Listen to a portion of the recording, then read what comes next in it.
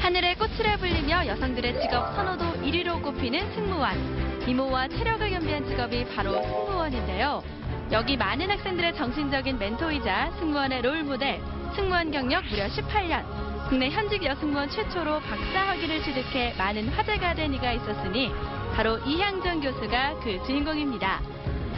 네, 여러분 안녕하십니까. 이향정입니다. 반갑습니다. 예, 교수님 반갑습니다. 잠깐 다 소개를 하겠지만 잠깐 자기 소개 한번 해주시겠어요? 이런 의자에 제가 안 앉아봐가지고. 네, 저는 지금 현재 백성문화대학 관광학부 교수로 있는 이향정입니다. 반갑습니다. 네,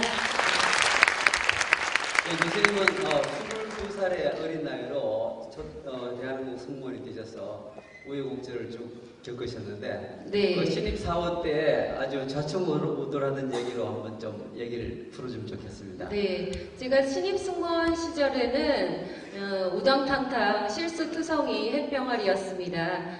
처음에 비행을 가서는요, 지상에서 근무하는 거와 달리 공중에서 일하다 보니까 여기저기 부딪혀서 쿵쿵 부딪혀서 멍이 그냥 떠날 날이 없었고요. 또 손님들이 비행기에는 한 300명 정도 이상 탑승하십니다. 그래서 주문을 하시잖아요. 뭐 주스 달라, 뭐 달라, 뭐 화장실 어디냐, 뭐 여러 가지 동시다발적으로 주문을 받다 보니까 깜빡 잊어버리고 안 갖다 드려서 혼쭐이 나기도 하고요.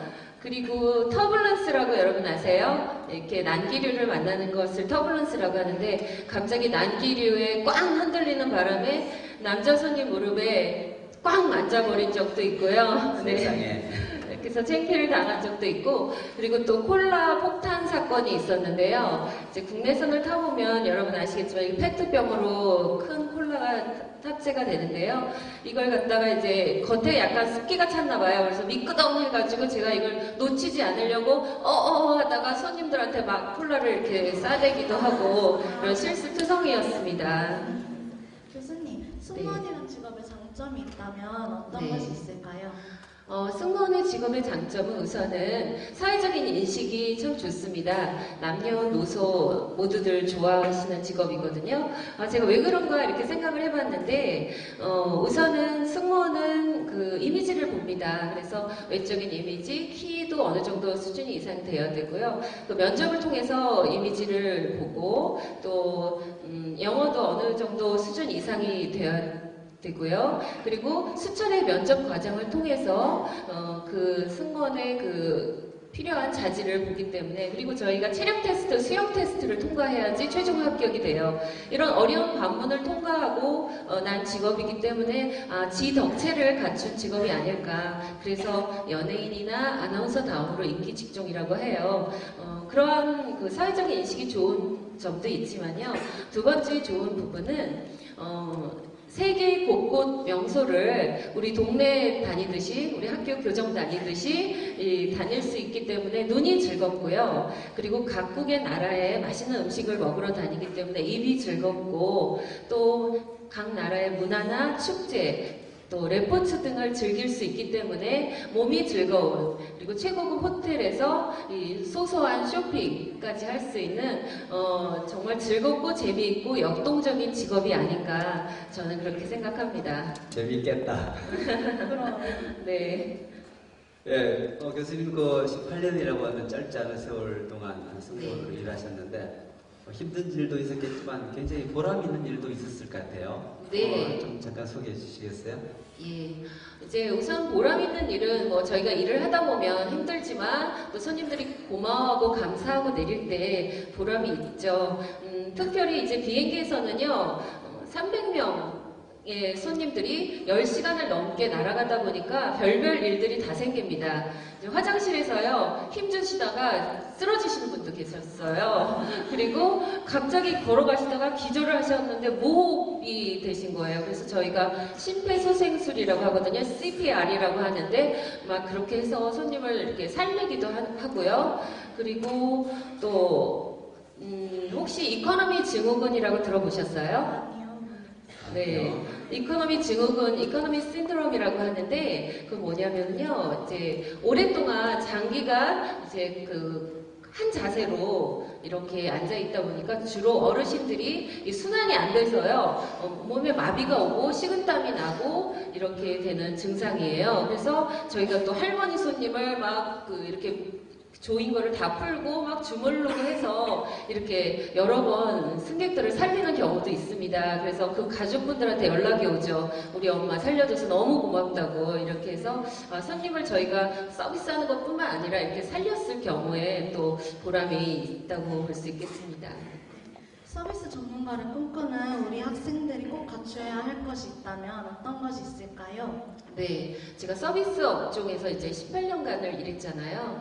그래서 제가 터득한 것은 이제 즐거운 생각으로, 그러니까 긍정적인 사고를 가지면서 즐겁게 일하라라고 말씀드리고 싶어요. 우리가 서비스 업종에 일한다는 것은 서서 장시간 근무해야지 되기 때문에 어려운 부분이 있죠. 그죠? 육체적으로도 어려운 부분이 있지만 너무나 각양각색의 손님이 만나다 보니까 정신적으로도 어려운 부분이 있습니다. 혹시 목사님 그 개그 콘서트에 브라우니 이렇게 데리고 나오는 정여사 아세요? 당근이죠. 엊그저께도 봤는데. 아, 역시 목사님은 신세대시네요. 네.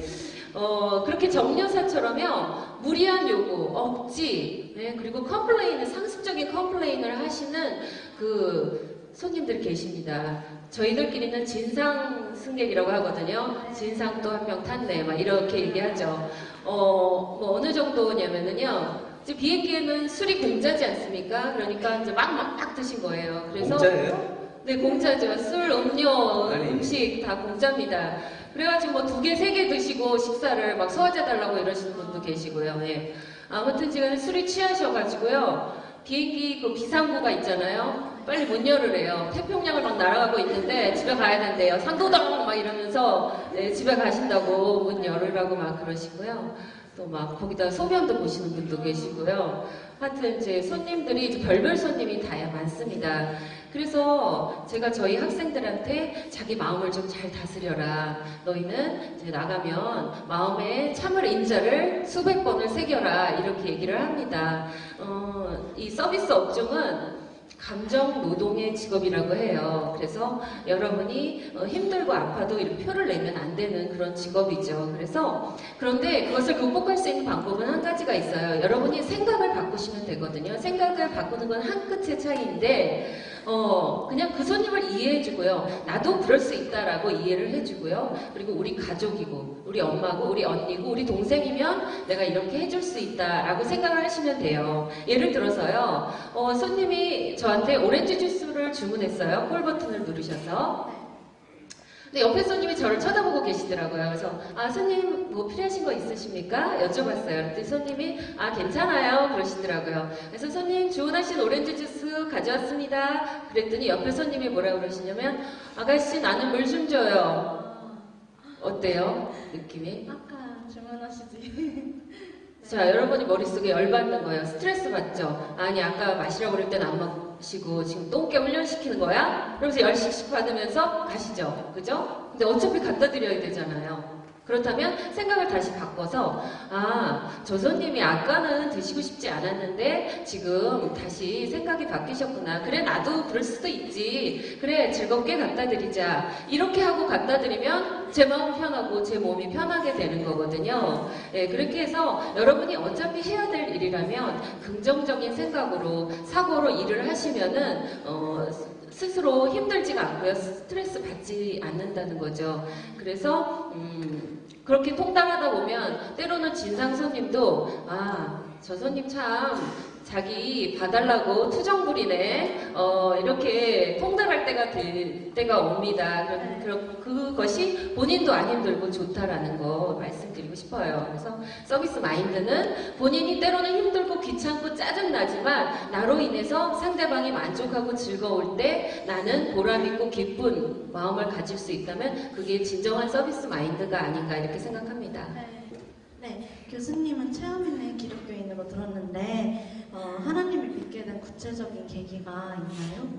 네. 그러니까 저는 성인이 돼서 교회를 다니기 시작했어요. 그렇지만 제가 피곤하면 안 가고요.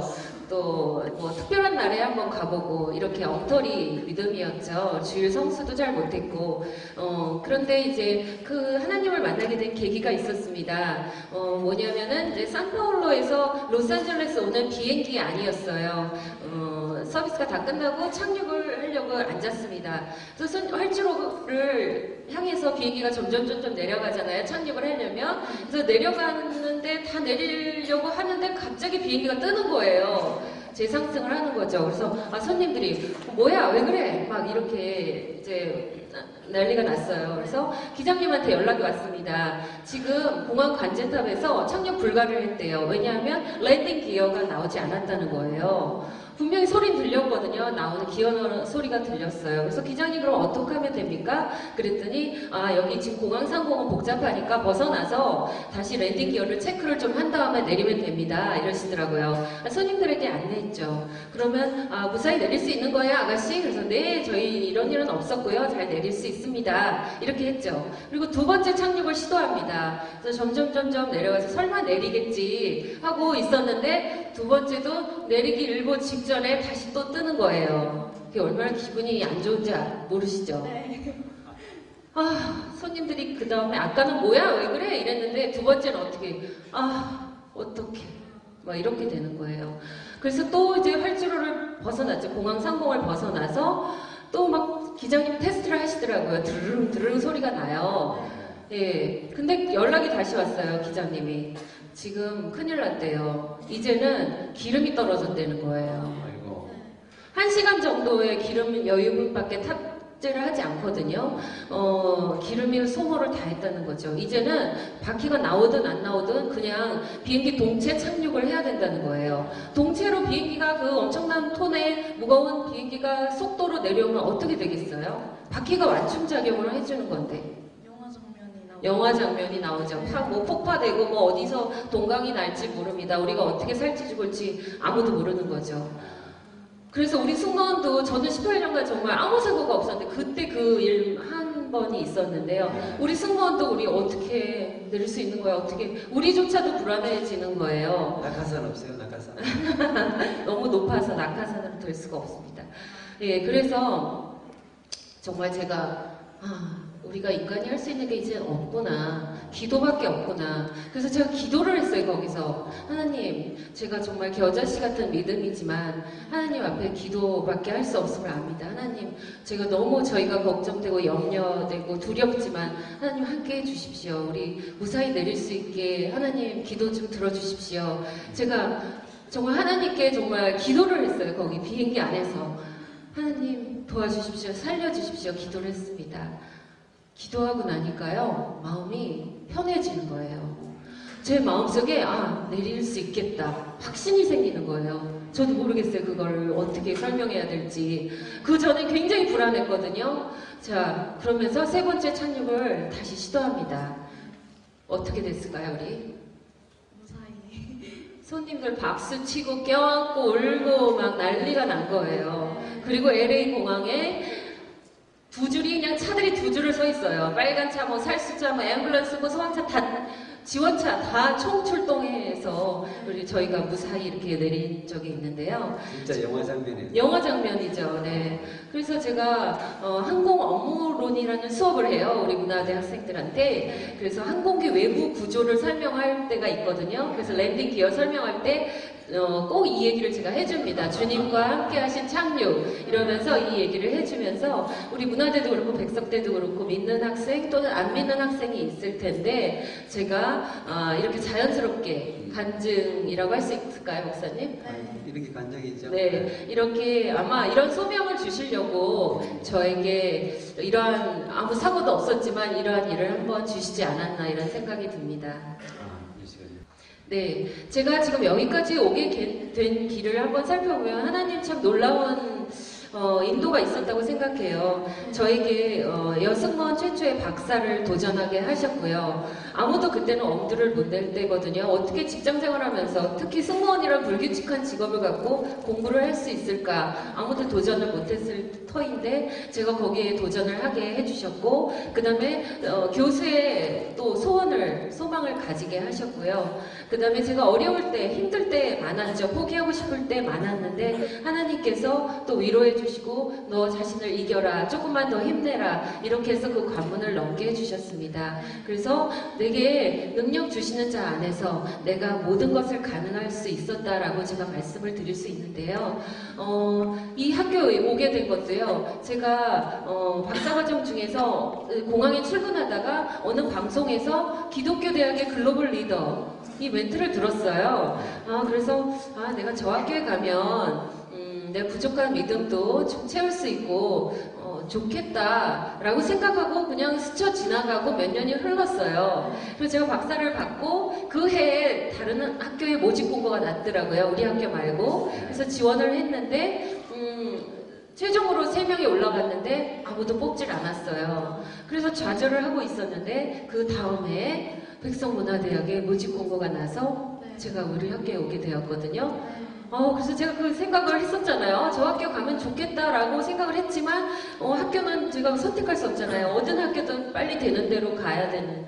그래서 이렇게 돌이켜보면, 하나님이 또 이렇게 저에게 소망을 두고, 또 이 학교에 오게 하시고, 또 학생들에게 긍정적인 멘토로 쓰임받게 하시기 위해서 또 이렇게 이끄시지 않았나, 이런 생각이 듭니다. 그래서 학생 여러분들도 저처럼, 하나님 살아계신 믿으시고요. 그리고 그 안에서 비전과 목표, 꿈을 세우시고요. 그리고 어려운 난관, 힘듦 기도하시면서 이겨내시고요. 그리고 열심히 노력하시면은 하나님의 도우심으로 여러분의 꿈과 목표를 꼭 이루실 수 있으리라 믿습니다. 네, 감사합니다. 일단 우리 감사의 박수 한번 드릴까요?